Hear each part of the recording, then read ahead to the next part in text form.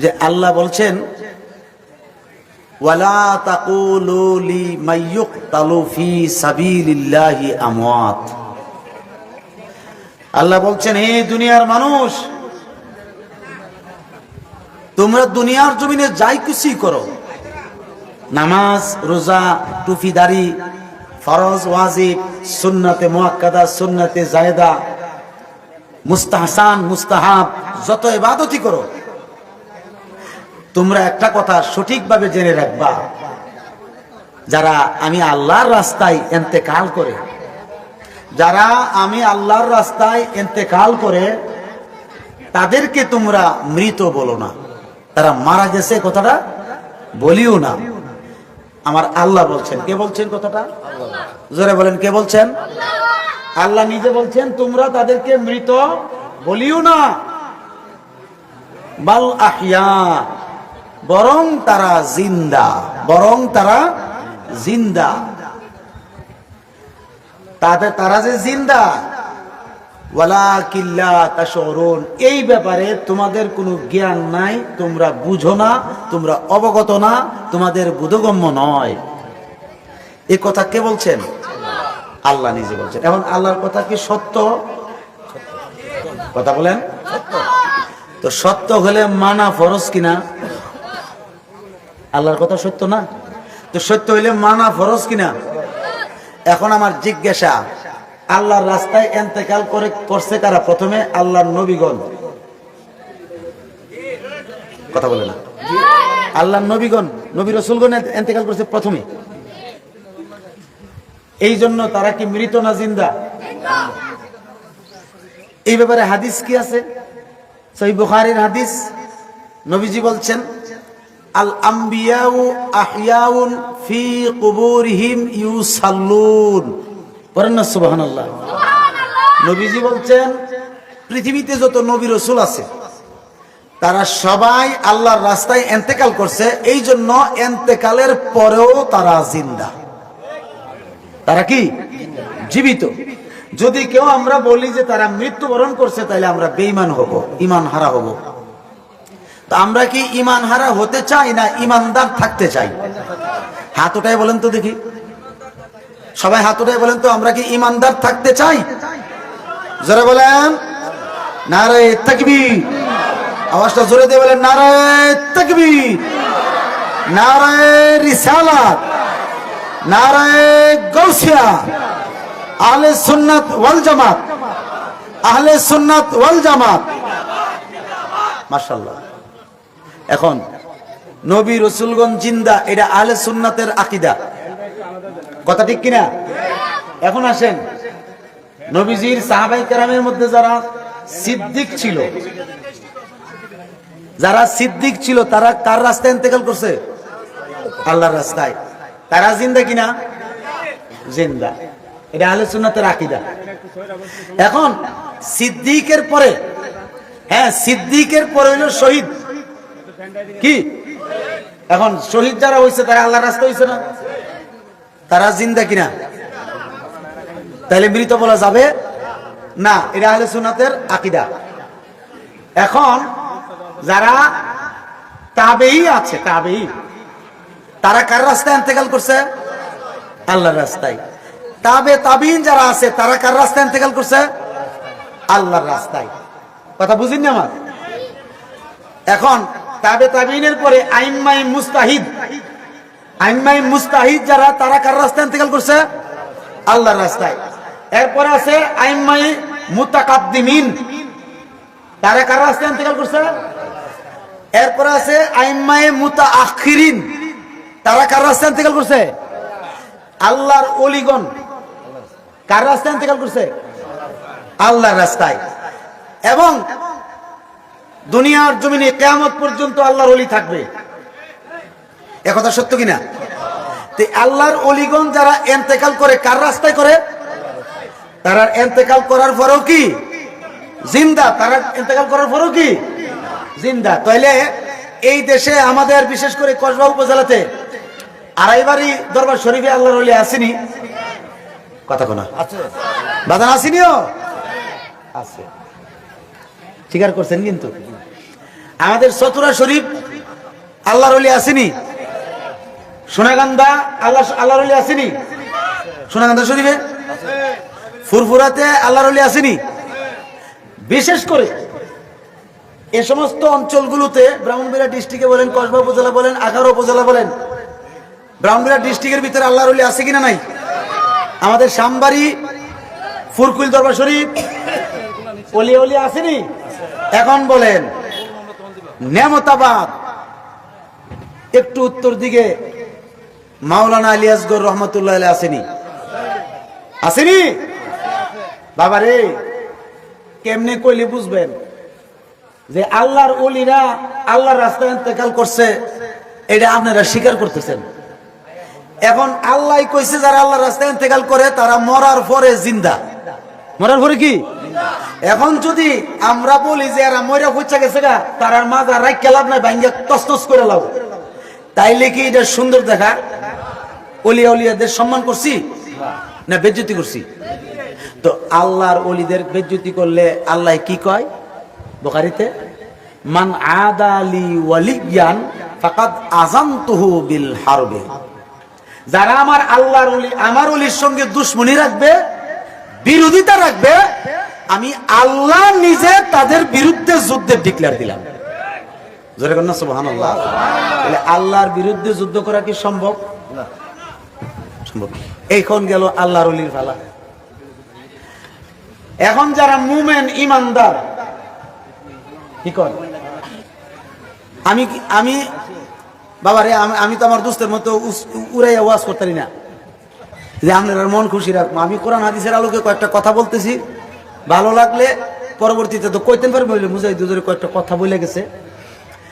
এরপর আছে কি মুমেন, এরপরে কি মুমেন মুসলমান, মুমেন মুসলমান। এখন আমি কি আপনারে কাফের কইতারো? আপনি আমারে কাফের কইতারবেন? কারণ আমিও আপনার সম্পর্কে জানি না, আপনিও আমার সম্পর্কে জানেন না। তাইলে আপনি আমার দৃষ্টিতে মুমিন মুসলমান। সুবহানাল্লাহ বলেন।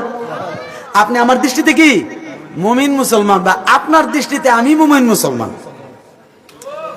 কিন্তু এই মুমিন মুসলমান ইন্তেকাল করলে তাদেরকে যখন কবরে শোয়ানো হয়,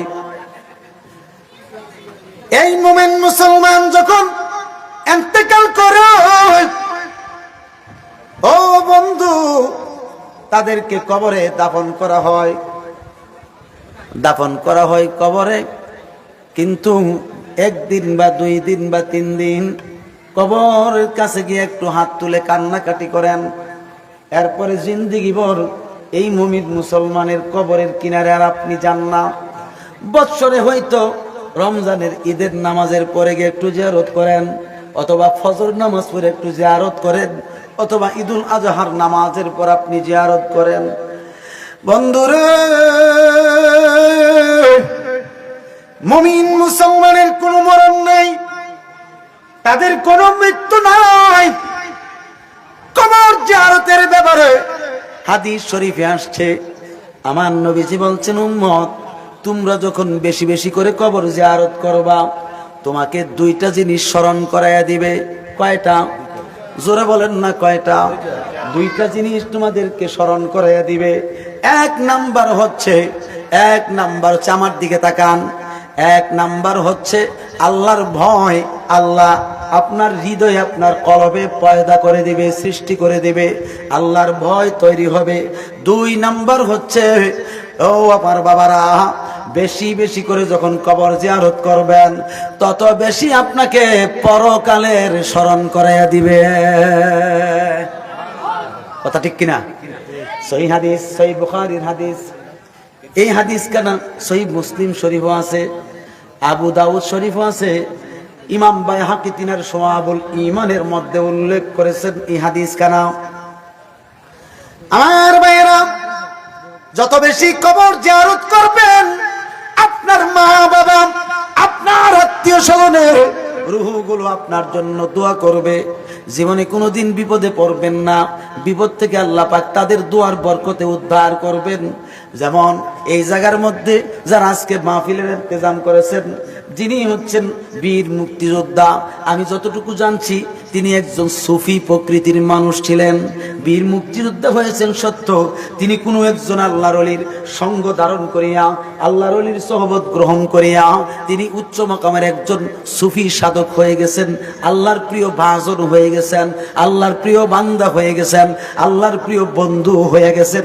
তিনির ব্যাপারে রহমাতুল্লাহি আলাইহি নাই, এই জন্য ভালো লাগলো না। এটা দিবেন কারণ যারা বীর মুক্তিযোদ্ধা হোক অথবা সাধারণ কৃষক হোক, মজুরি হোক এবং মুসি হোক, মুসলমান যদি হয়, মুমিন মুসলমান যদি হয়, সে যদি ইচ্ছা করে মুহূর্তের মধ্যে আল্লাহর বন্ধু হতে পারে।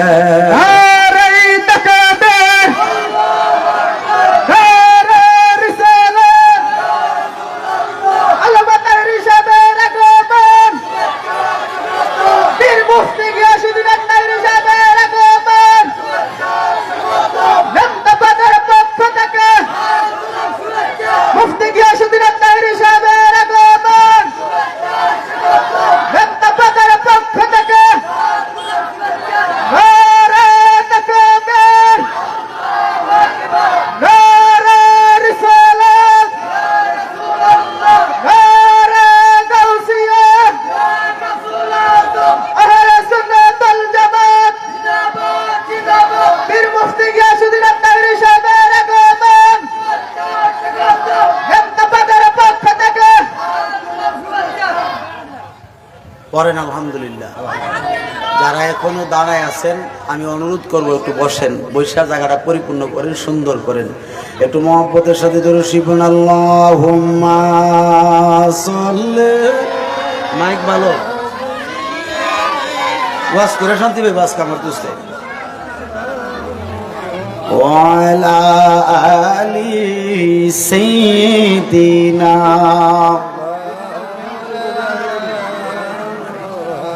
আরো মহাব্বতে বলেন আল্লাহুম্মা সাল্লি মাওলানা মুহাম্মদ ওয়া আলা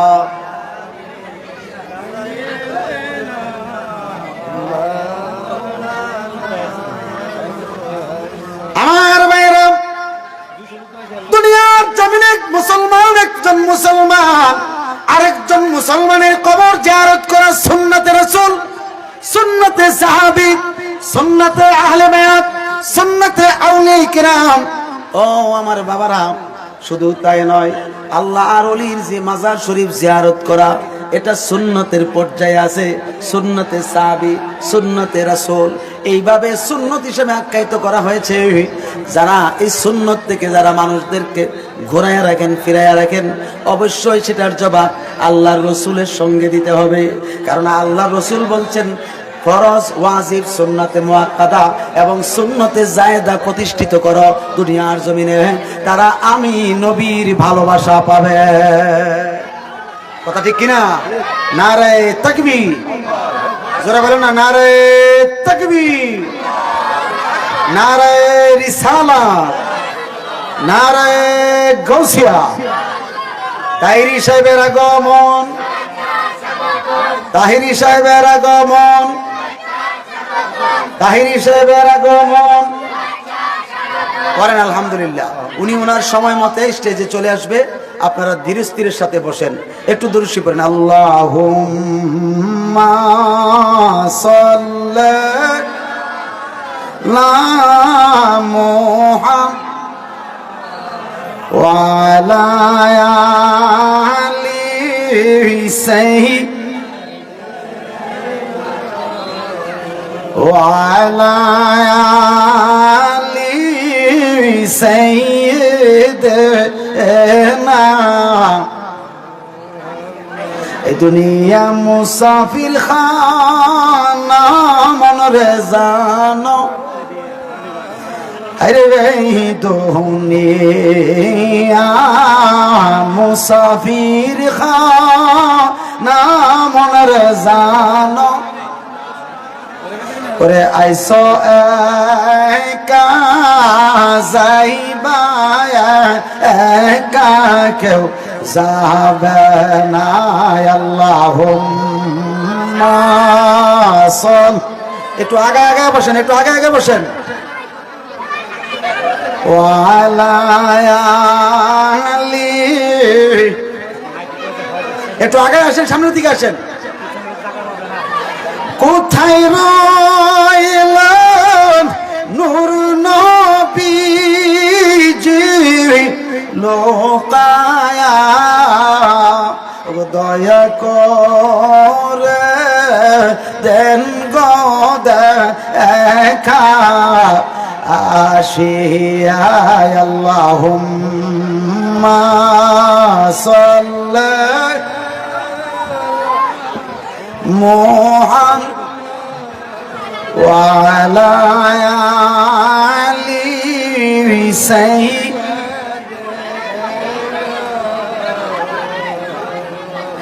আমার ভাইয়েরা, মুমিন মুসলমানের কবর যদি আপনি জিয়ারত করেন, কেমনে করবেন?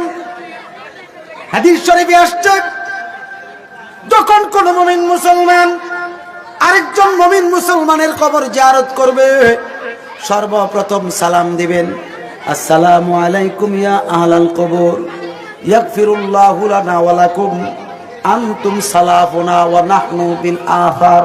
পড়না সুবহানাল্লাহ। এইভাবে সালাম দিবেন। সালাম দেওয়ার পরে কিবলাকে পিছনে রাখবেন, আর যার কবর জিয়ারত করবেন তার চেহারার দিকে আপনার চেহারা করে দাঁড়াইবেন। পড়না সুবহানাল্লাহ। এটা সুন্নাত।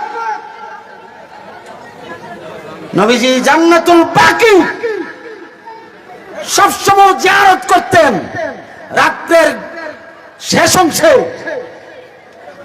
এরপরে আসর নামাজের পরে, প্রত্যেক সময় যখন জিয়ারত করতেন কাবাকে পিছনে রাখতেন।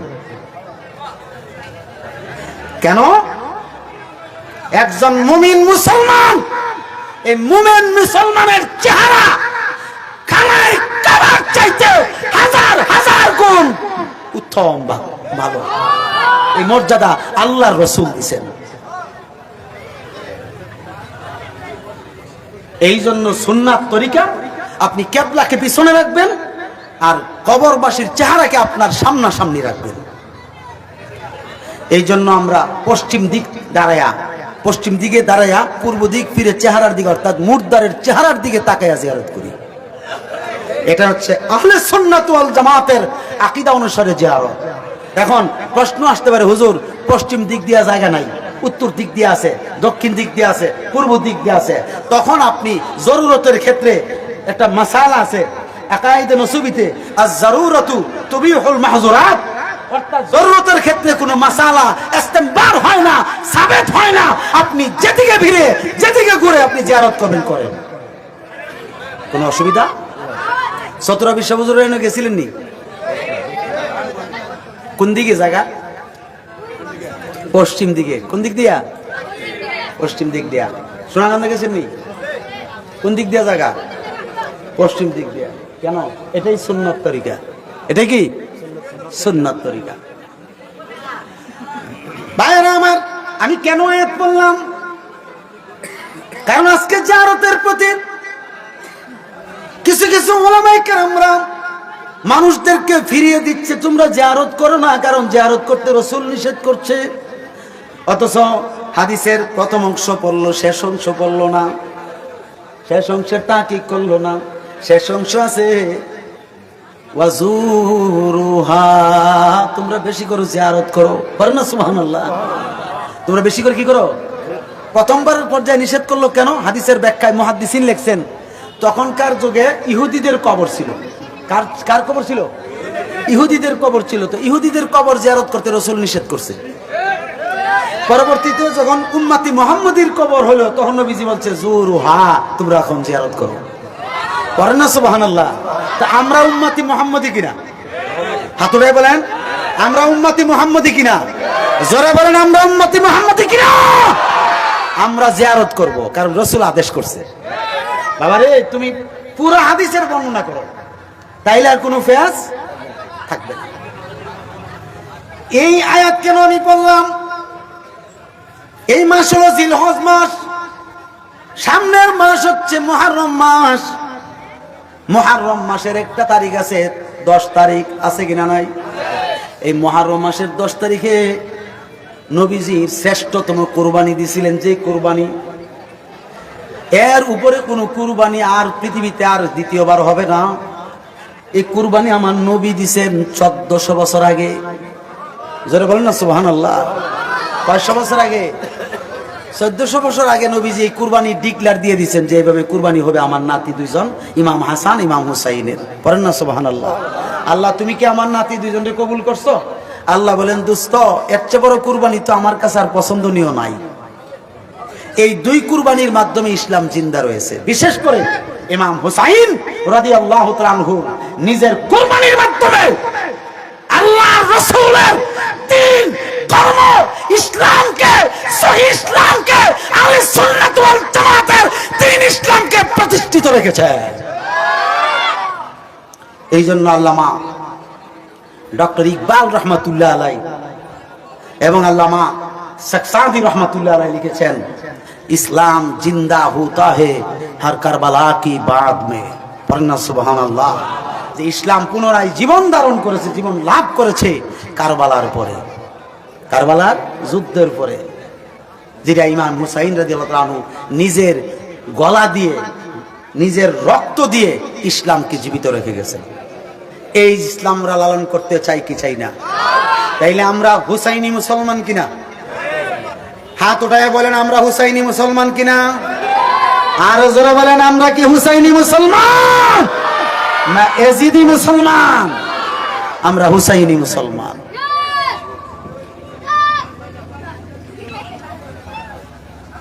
আমার ভাইয়েরা, এই মুহররমের 10 তারিখে অনেক ঘটনা ঘটেছিল।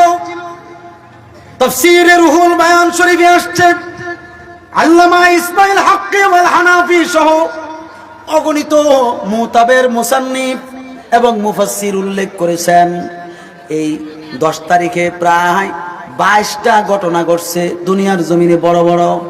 এরপরে আরো ছোট ছোট আছে অনেকগুলো, যেগুলোর হিসাব করা সম্ভবপর হবে না। বন্ধুরা আমার, এই 22টা ঘটনার ভিতরে, বড় বড় 22টা ঘটনার ভিতরে সব চাইতে হৃদয় বিদারক ঘটনা হচ্ছে হযরতে ইমাম হুসাইন রাদিয়াল্লাহু তাআলা আনহুর নির্মমভাবে শাহাদত। বাবারা রে, ও আমার আশিক রাসূলের দলেরা, ও নবীর প্রেমিকের দলেরা, ও ওলিয়া উলিয়ার আশিকের দলেরা, পাগলের দলেরা, তোমাদের দিলে কি মুহররম মাসের আগুন দাও দাও করে জ্বলে কি জ্বলে না? কত সুখের মাস, কত কষ্টের মাস। পানি পাইছে না খাওয়ার জন্য, অন্য খাবার তো নাই। ওই না খাইয়া তারা 13 দিন পর্যন্ত উপবাস ছিল, একেবারে খানা পিনা বন্ধ, টোটালি অফ ছিল। খানা পিনা শেষ হয়ে গেছিল 2-3 দিনের ভিতরে। পানি পাইছিল না। পানি পানি করতে করতে 72 জন মতান্তরে, 72 জন আহলে বায়াতের মধ্যে, অর্থাৎ মতান্তরে 83 জন আহলে বায়াতের মধ্যে প্রায় 15 জনের মতো বেঁচে আছিল, বাকি সবগুলো সবাই শাহাদত বরণ করেছিল। এই আমার বাবারা, এই মুহররম মাসের ঘটনাটা অনেক জটিল এবং অনেক করুণ হয়ে যায়।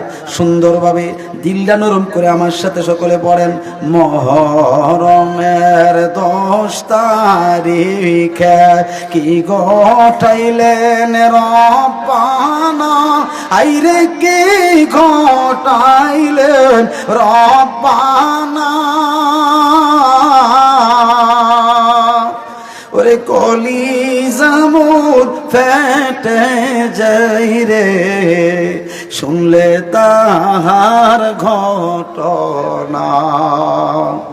ওরে কলিজা মোর ফেটে যাই রে, শুনলে তাহার ঘটনা। হাসান শহীদ জোহরেতে, হুসাইন শহীদ কারবালায়, আইরে হুসাইন শহীদ কারবালায়। ওরে জয়নাল আবদিন বন্দী হইল এজিদার জেলখানায়। ওরে জয়নাল আবদিন বন্দী হইল এজিদার জেলখানায়।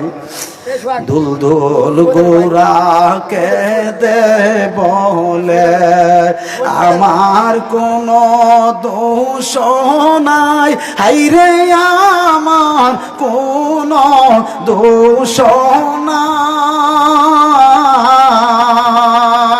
ওরে ইমাম হুসাইন শহীদ হইল কারবালাতে পানি নাই।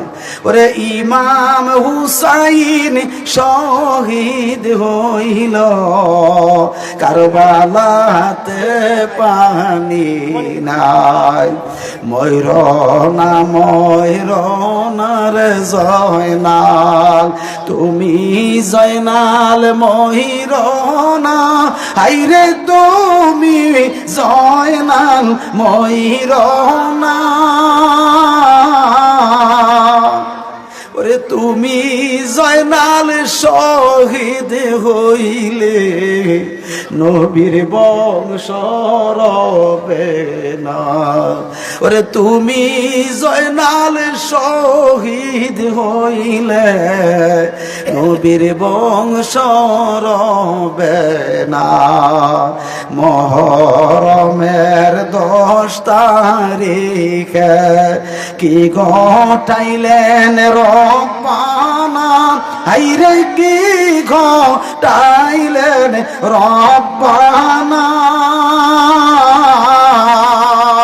ওরে কলিজা মোর পেটে যায় রে শুনলে তাহার ঘটনা। বাজান আমার দিলটা নরম করে বসেন রে আব্বাজিরা। ইমাম হাসান ইমাম হুসাইন রাদিয়াল্লাহু তাআলা আনহুমা, তাদেরকে আমার নবী কত ভালোবাসতেন, কত মোহাব্বত করতেন, এই বিষয়টা একটু বোঝার দরকার আছে কিনা নাই? এ বন্ধু কেমন ভালোবাসতেন দেখেন, সুন্দর করে বোঝার চেষ্টা করেন। কিতাবের নাম আল বেদায়া ওয়ান নেহায়া, লিখেছেন আল্লামা ইবনে কাসির রাহমাতুল্লাহ আলাইহি। এই কিতাবটাতে আসছে নবীজি একদিন ইমাম হাসান এবং ইমাম হুসাইন দুইজনকে দুই উরু মুবারকের উপরে বসাইছেন। বসানোর পরে নবীজি দুইজনের আনন্দ উল্লাস করছেন, অর্থাৎ দুইজনকে খুব আদর করতেছেন, মায়া মহাব্বত করতেছেন, অর্থাৎ সমান সমান আদর করতেছেন। ইমাম হাসানকে যদি কপালে চুমু দেন নবীজি, তখন ইমাম হুসাইনকেও কপালে চুমু দেন। ইমাম হাসানকে যদি গলায় চুমা দেন, ইমাম হুসাইনকেও গলায় চুমা দেন। এইভাবে যত রকমের আদর আছে সমান সমান আদর করতেছেন দুইজনকে। এবার আল্লাহ রাব্বুল আলামিনের কাছে এই আদর দুইটা, এই দুইজনের আদর নবীজির ক্ষেত্রে আল্লাহর কাছে একটা আশ্চর্যজনক বিষয় হয়ে গেল। আল্লাহ বলছেন যে ইব্রাহিম, আমি এই দুইজনকে যে আমার হাবিবে আদর করতেছে আমার তো অনেক ভালো লাগতেছে, কিন্তু আমি দুইজনের কাউরে তো দুনিয়ার জমিনে রাখবো না। এত যে আদর আমার বন্ধু করতেছে, আমি তো দুইজনকে কেউ রাখতাম না। আমার বন্ধুরে গিয়ে বলো এই সংবাদ। হযরত জিবরাইল আলাইহিস সালাম আসলেন, আয়েশা বলছে হুজুর আল্লাহ আপনার এই আদর অত্যন্ত পছন্দ করেছেন, কিন্তু আল্লাহর ইচ্ছা এই দুইজনের মাধ্যমে আপনাকে পরীক্ষার সম্মুখীন করবেন। আমরা যে বলি কুরবানি, বলি না? কুরবানি তো পরীক্ষা। কুরবানি মানে কি? পরীক্ষা। এই পরীক্ষা আসছে সর্বপ্রথম হাবিল কাবিল থেকে। এরপরে মুসলমানদের জাতির পিতা ইব্রাহিম খলিলুল্লাহ, ঠিক কিনা? তিনিও তো ছেলেই কুরবানি করছেন, পরিবর্তে দুম্বা কুরবানি করছেন। কথা ঠিক নেই? যেই দুম্বাটার নাম ছিল উজাইর, নাম কি? উজাইর। যেই দুম্বাটা বেহেশতের ভিতরে রশি ছাড়া 40 বছর খাবার খাইছে ঘুরে ঘুরে। কত বছর? 40 বছর ধরে এই প্ল্যান করছে আল্লাহ দুম্বা কুরবানি দিব। আর ইব্রাহিম খলিলুল্লাহরে পরীক্ষা ফলাই গেছে, কিন্তু ছেলেটা কুরবানি দিবানি দাও। তো আল্লাহর পরীক্ষার খেলা বোঝা কঠিন না? তো এখন বলতেছে হাবিব পরীক্ষা শুরু হয়েছে, নবীজি বলছেন আই এম রেডি, সুবহানাল্লাহ বলেন, আমি প্রস্তুত আল্লাহর কাছে পরীক্ষা দিতে। তবে আল্লাহকে গিয়ে জানাই দিও আমি আমার ইমাম হাসান হুসাইনকে সমান সমান ভালোবাসি। বেশ কম নাই, কি নাই, বেশ কম নাই, সমান সমান দুইজনরে ভালোবাসি, আল্লাহরে জানাই দিও। এরপরে জিবরাইল তুমি আরেকটা কথা জানাই দিও, এই দুইজনরে যে ভালোবাসবে সে যেন আমি নবীরে ভালোবাসছে। মান আহাব্বা হুমা, হাদিসের ইবারত না কইলেও তো রাগ করব। মান আহাব্বা হুমা, যেই ব্যক্তি এই দুইজনরে মোহাব্বত করলো, ফাকাদ, ফাও তাকিদ, কাদ তাকিদ, দুইটা তাকিদ, ফাকাদ আহাব্বানি, নবীজি বলছেন নিঃসন্দেহে নিঃসন্দেহে সে আমাকে মোহাব্বত করছে। ওয়ামান আহাব্বানি, আর যে ব্যক্তি আমাকে মোহাব্বত করলো, ফাকাদ আহাব্বাল্লাহু লাহু, আমার আল্লাহ তাআলা নিঃসন্দেহে নিঃসন্দেহে তাকে ভালোবাসবে। তাহলে বোঝা গেল ইমাম হাসান হুসাইনকে ভালোবাসলে আল্লাহ ভালোবাসে তাকে, ঠিক নেই? এখন আমার নবী কেমন ভালোবাসলে তাদেরকে একটু পরীক্ষার দরকার আছে না? তো একদিন এই আল বাদায়া ওয়ান নিহায়াতে আছে ঘটনাটা, ইমাম হাসান হুসাইনের 3 দিন উপবাস। কয়দিন? খাবার নাই। হযরত আলী গেছে গা তবলিগের কাছে কালেমার দাওয়াতে, এখানটা খাতুনে জান্নাত নিরুপায় হয়ে গেছে। যিনি জান্নাতের বেহেশতের সর্দার, নারীদের সর্দারনি, তিনি তো আল্লাহর কাছে চাইলেই দে, ঠিক নিও, চাইলে দে না, আল্লাহ কি ফিরত দিব? তিনি কি করছেন, ইমাম হাসান হুসাইনকে খাড়ের উপরে বসায়া খালি পাতিলায় পানি দিছে, শুধু পানি, পানি দিয়া সুলাত লাগাইয়া নিচে দিয়ে আগুন দা জাল দেয় আর চোখের পানি ছেড়ে কান্দে। এই কষ্ট কি কোনোদিন আমরা করছি? কোনোদিন না। হযরতে আল্লাহর হাবিব সাল্লাল্লাহু আলাইহি সাল্লাম আয়েশা বলতেছে, ফাতেমা আর কত আমার কলিজার টুকরা দুইজনকে কষ্ট দিবা? এই খালি পাতিলায় শুধু পানি দিয়া জাল দিয়া, তুমি থাকো, অপেক্ষা করো, আমি যতক্ষণ পর্যন্ত না আসবো ততক্ষণ পর্যন্ত চুলা থেকে উঠবা না। সুবহানাল্লাহ বলেন না কেন? নবীজি চলে গেলেন ইহুদির বাগানে, ইহুদির খেজুরের বাগান আছে একটা, এখান থেকে একটু দূরে, মনে করেন কতটুক দূর? বন্ধুগণ আমার, আমার দিকে খেয়াল করেন, আমি যা কিছু বলতেছি কিতাব থেকে বলতেছি, ভালো লাগলে শুনবেন, ভালো না লাগলে না শুনলে তো কিছু করার নাই। আমি যে কথাটা বলতে চাচ্ছি, নবীজি অনেক দূর গেছেন হেঁটে হেঁটে, গিয়ে দেখেন এক ইহুদি বেটা, নবীজি কি করছেন, রুমাল মুবারক দিয়া ঢাকনা দিচ্ছেন মাথা মুবারক, যেমন বুঝতে না পারে, চিনতে না পারে। গিয়ে বলতেছে, ইহুদি এই যে তুমি কূপ থেকে বালতি দিয়া পানি উঠাইতেছ, এই বালতি দিয়া যদি আমি এক বালতি পানি উঠাই দিই, আমাকে এর বিনিময়ে খুরমা দিবা কয়টা? ইহুদি বলতেছে, আপনি কে? আপনার পরিচয় আগে জানি। তখন নবীজি জবাব দিলেন, আমার নাম মুহাম্মদ, বলেন না সাল্লাল্লাহু আলাইহি সাল্লাম। আমার নাম কি? মুহাম্মদ। ভালো আছে? আল্লাহ আল্লাহ, আইসি গো, উনারই না তোমাকে করছে। আমার নাম মুহাম্মদ। আপনার বাড়ি? আমার বাড়ি ওই মক্কা শরীফ, মক্কাতে, মক্কায়। বলতেছে, এক বালতি পানি উঠাইতে পারবেন না আপনি? আপনি তো দুর্বল। নবীজি কিন্তু তেমন মোটা তাজা ছিলেন না, সুবহানাল্লাহ বলেন, মিডিয়াম পর্যায়ে ছিলেন, চিকনও না মোটাও না, মিডিয়াম পর্যায়ে তিনি ছিলেন। শামাইলে তিরমিজি পড়লে নবীজির গঠন পাওয়া যাবে। যে কথাটা বলতেছিলাম, তখন হুজুর সাল্লাল্লাহু আলাইহি ওয়াসাল্লাম বলছে, আমি পারবো ইনশাআল্লাহ, দেন। ও আপনি মুসলমান? হ্যাঁ দেন। পরে বালতি দিয়া পানি উঠাইছে 9 বালতি। কয় বালতি? 9 বালতি। তো উঠানোর আগে বলতেছে যে যদি আপনি এক বালতি পানি উঠাইতেন তাহলে একটা খুরমা দেব। কটা খুরমা? একটা। খুরমা, খেজুর না।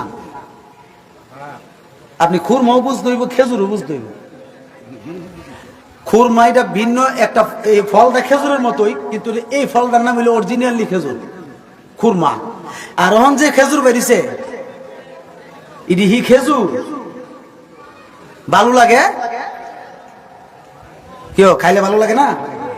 আর একটা খুরমা খাইলে আপনি 3 দিন 4 দিন 5 দিন উপবাস থাকলেও কোনো সমস্যা হইতো না। তো নবীজিরে বলছে একটা খুরমা দেন, তো 9 বালতি পানি উঠাইছে, 9টা খুরমা দিছে। কয়টা? তো 10 নাম্বার বালতিটা যে নবীজি উঠাইবেন, এটা আল্লাহর একটা কুদরত ছিল। এই কুদরতের ক্ষেত্রে দেখা গেল যে বালতিটা ছিঁড়ে গেছে, রশিটা ছিঁড়া নিচে চলে গেছে। এটার হাকিকত একটা আছে, যেই কূপ থেকে পানি উঠানো হয়েছে ওই কূপের পানি ছিল প্রায় 83 ফুট নিচে। কয় ফুট নিচে? 83 ফুট নিচে। হুজুর সাল্লাল্লাহু আলাইহি ওয়াসাল্লাম যখন কূপ থেকে পানি উঠাইতেন, আল্লাহ বলছেন কূপের পানি রে, আমার কামলিওয়ালা পানি উঠাইতেছে, কষ্ট হইলে সমস্যা না, তুই কি করবি? পানিটা উপরের দিকে উঠে গেছে, অর্থাৎ কাছাকাছি এসে গেছে। এটা ছিল নবীজির একটা মুজেজা। এটা ছিল কি? নবীজির একটা মুজেজা। তো এই দিক দিয়ে নবীজি 9 বালতি পানি উঠানোর পরে আল্লাহ একটা কুদরত লাগাইছে, পরীক্ষা। কি পরীক্ষা? রশিটা ছিঁড়ে গেল। ইহুদিকে বলছে, ইহুদি রশিটা তো ছিঁড়ে গেছে, ছিঁড়া বালতিটা নিচে চলে গেছে, অনেক নিচে চলে গেছে, 83 ফুট নিচে, বালতিটা একটু উঠাই নিও। ইহুদি বেটায় কি করছে, চিনছে না, বুঝছে না, রাগের মাথায় নবীজির বাম গাল মোবারকে থাপ্পড়। আস্তে কইলেন যে, আর একটু আস্তে, আরো একটু আস্তে, মাশাআল্লাহ আওয়াজটা বাড়ে, কইলে আস্তে কইলে বাড়ে। যেই মাত্র আমার নবীজির গাল মোবারকে তখন থাপ্পড় মারল, আসমান জমিন থরথর করে কম্পন সৃষ্টি হয়ে গেছে। পশু পাখিরা কান্না করতেছে, গাছপালা তরুলতা কান্না করতেছে, ফেরেশতারা পর্যন্ত আল্লাহর কাছে বলতে শুরু করছে, আল্লাহ এত বড় কষ্ট তোমার হাবিবকে দিল, আল্লাহ মেহেরবানি করে তুমি আমাদেরকে অনুমতি দাও, এটার প্রতিশোধ না নিয়ে ছাড়ব না। এই দিক দিয়ে আমার আল্লাহ বলেন, নীরব থাকো, যদি যিনি থাপ্পড় খাইছেন তিনি যদি সাহায্য কামনা করেন বা সাহায্য চান, তাইলে না সাহায্য করবা। এই জন্য সুন্নাত তরিকা হইল আকবারিয়া কোনো সাহায্যে যাইতে নাই অন্য কাউকে, একমাত্র নিজের রক্তের মানুষ ছাড়া। কথা বুঝাইতে পারছি না মনে হয়? নিজের রক্তের মানুষ ছাড়া আকবারিয়া কোনোদিন সাহায্য করতে যাবেন না, এটা নিষেধ। কারণ সাহায্য চাইলে সাহায্য করবেন, এটা সুন্নাত। হুজুর সাল্লাল্লাহু আলাইহি সাল্লাম ইহুদির দিকে তাকায়া ডাক দিয়ে বলে, ইহুদিরা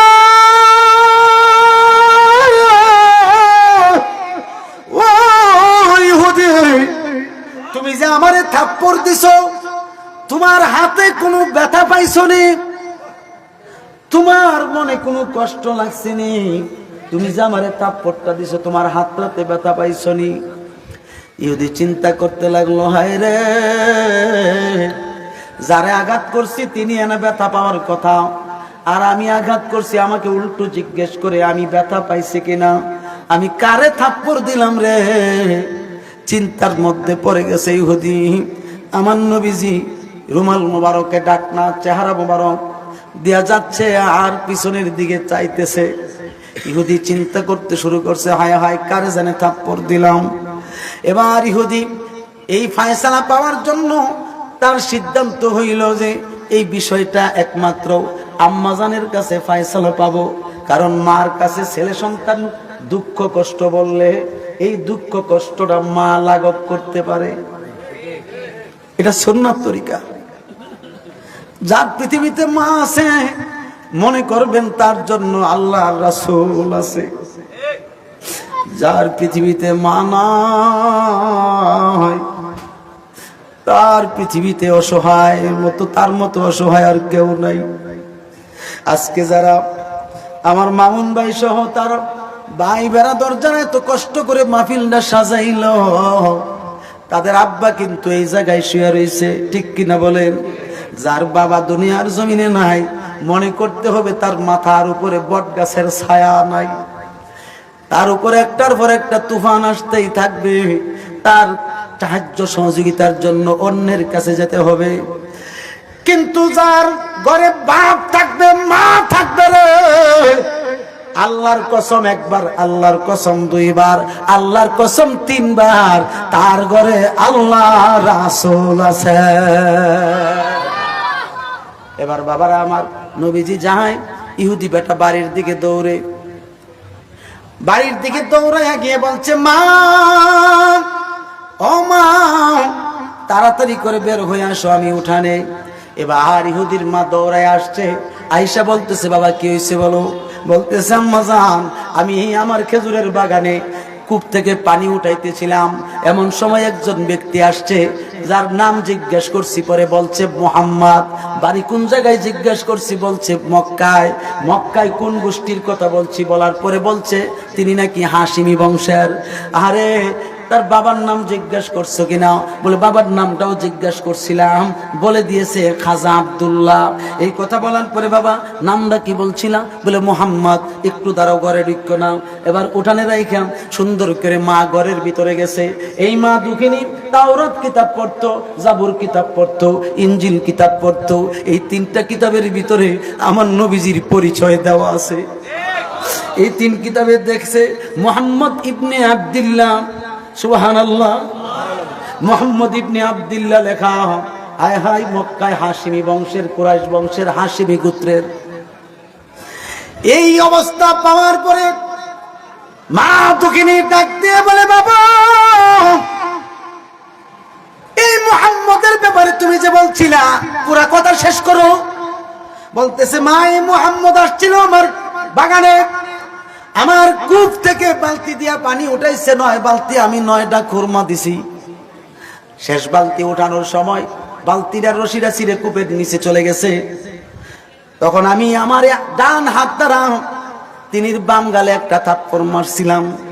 তখন তিনি আমার 2টা কাজ করছে, এই জায়গায় আমাকে একটা কথা জিজ্ঞেস করছে, আমি কোনো কষ্ট পাইছি কিনা। তাজ্জব হয়ে গেলাম। আরেকটা কাজ করছে, যেই বালতিটা কূপের নিচে গভীরে পড়ে গেছে, আমি দেখলাম তিনি হাত ঢুকাইয়া, হাত নিজের হাত মোবারকখানা কূপের ভিতরে ঢুকাইয়া দিয়া ওই কূপের ভিতর থেকে বালতিটা সহ পানি সহ উঠাইয়া দিছেন। কিন্তু এটার বিনিময় নেয় নাই। বিনিময় মা ব্যাপারটা বুঝতে পারলাম না। বলতেছে, বাবা তুমি কোন হাত দিয়া থাপ্পড় দিছো? বলে মা ডান হাত দিয়া। এইভাবে আঙ্গুলে ধরছে ওনার বাম হাত দিয়া, ডান হাত দিয়া একটা ছুরি নিয়া, তলোয়ার নিয়া এই হাতের কবজাটা এখান থেকে কেটে ফেলেছে, একবারে আলাদা। জিজ্ঞেস করলো, মা তুমি আমার হাতের কবজাটা কেন কাটলা? আমি খাবো কেমন করে, কাজ করব কেমন করে? বলতেছে, তোর মতো কুলাঙ্গার সন্তান আমি জন্ম দিয়ে সবচেয়ে বড় ভুল করছে।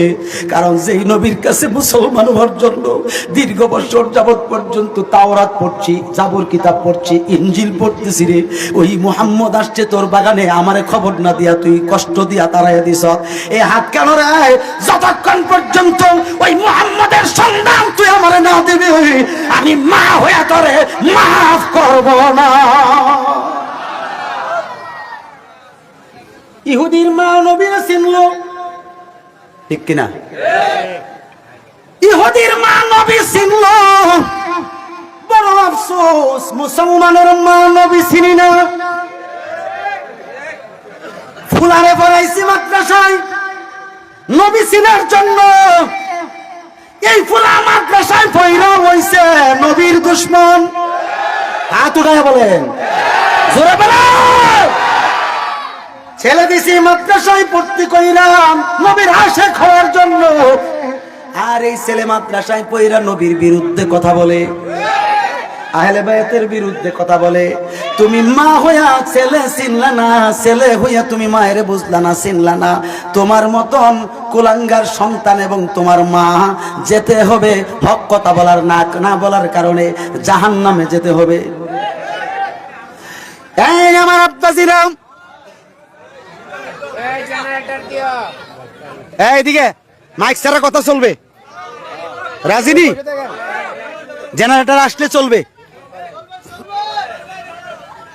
এবার ইহুদি বলতেছে, মা আমি কোথায় পাবো সেই মুহাম্মদকে?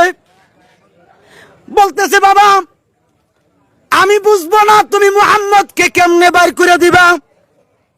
মা দুঃখিনী হাতের কবজাটা তিনির একটা গাটুরি আছে ঝুলির ভিতরে লইয়া সুন্দর করে মক্কার উদ্দেশ্যে হাঁটতে আরম্ভ করছেন। মক্কার উদ্দেশ্যে যেই মাত্র মক্কার উদ্দেশ্যে হাঁটতে শুরু করছে, ওই দিক দিয়া নবীজি মক্কাতুল মুকাররমায় হযরতে শেরে খোদা মাওলা আলী রাদিয়াল্লাহু তাআলা আনহুর বাড়িতে উপস্থিত হয়ে গেছে। নারায়ে তাকবীর, যারা বলেন নারায়ে তাকবীর, নারায়ে রিসালাত, নারায়ে গাউসিয়া। তাইরি সাহেবের আগমন, তাইরি সাহেবের আগমন জিয়ারত করে আসতেছে। এদিকে তাকান, যেই মাত্র নবীজি গেলেন ইমাম হাসান হুসাইনের বাড়িতে গেলেন, হযরতে শেরে খোদা মাওলা আলীর বাড়িতে চলে গেল। সেখানে গিয়ে ডাক দিলেন, এই আমার কলিজার টুকরারা কই? ও আমার ফাতেমা, আমার ইমাম হাসান কই? আমার ইমাম হুসাইন কই? বলেন না সুবহানাল্লাহ, আটু জোরে বলেন না সুবহানাল্লাহ। আমার কলিজার টুকরা, আমার নয়নের মণি কই? আসো আমার কাছে আসো। নবীজি ইমাম হাসান হুসাইনের ব্যাপারে বলতেছে, আমার দিকে, হ্যাঁ আমার দিকে। নবীজি ইমাম হাসান হুসাইনকে লক্ষ্য করে বলতেছে, ইন্নাল হাসান ওয়াল হুসাইনা রায়হানা ফিদ দুনিয়া ফিল জান্নাহ মিনাল জান্নাহ। পড়না সুবহানাল্লাহ। নবীজি বলছেন, নিশ্চয় আমার ইমাম হাসান এবং ইমাম হুসাইন বেহেশতের দুইটা ফুল। কিসের ফুল? বেহেশতের দুইটা ফুল। এরপর নবীজি আরো বলেন, আনা মিন হুসাইনিন ওয়া হুসাইনুম মিন্নি, আমি হুসাইনের আর হুসাইন আমার। ঠিক কিনা? এই জন্য আমার নবী বলছেন, তাদেরকে যারা ভালোবাসে আমার আহলে বায়াতের নৌকায় উঠবে তারা জান্নাতি, তারা জান্নাতি। করেন না সুবহানাল্লাহ? কারণ আমার আহলে বায়াতের নৌকা হচ্ছে নূহ নবীর কিস্তির মতো, নৌকার মতো। যারা বলেন না সুবহানাল্লাহ। নূহ নবীর কিস্তিতে বা নৌকায় যারা আরোহণ করেছে তারা নাজাত পেয়েছে। ঠিক তদ্রুপ আমার নবী বলেছেন, যারা আমার আহলে বায়াতের নৌকায় উঠবে তারা নিশ্চিত নাজাত প্রাপ্ত। আর যারা আমার আহলে বায়াতকে মহব্বত করতে গিয়ে, আমার আলীকে বেশি মহব্বত দেখাইতে গিয়ে আমার সাহাবায়ে কেরামকে গালিগালাজ করবে, তারা গুমরা হয়ে যাবে, পথভ্রষ্ট হয়ে যাবে। আর যারা আমার আলীর বিরুদ্ধে করবে তারা হয়ে যাবে খারিজি। খারিজির কথা কোন ঠিক কিনা? দুই হাত তুলে বলেন ঠিক কিনা? উচ্চ কণ্ঠে বলেন আল্লাহু আকবার। বলেন ইয়া রাসূলুল্লাহ, বলেন ইয়া ওলি আল্লাহ। নারায়ে তাকবীর, নারায়ে রিসালাত। তাইরি সাহেবের আগমন।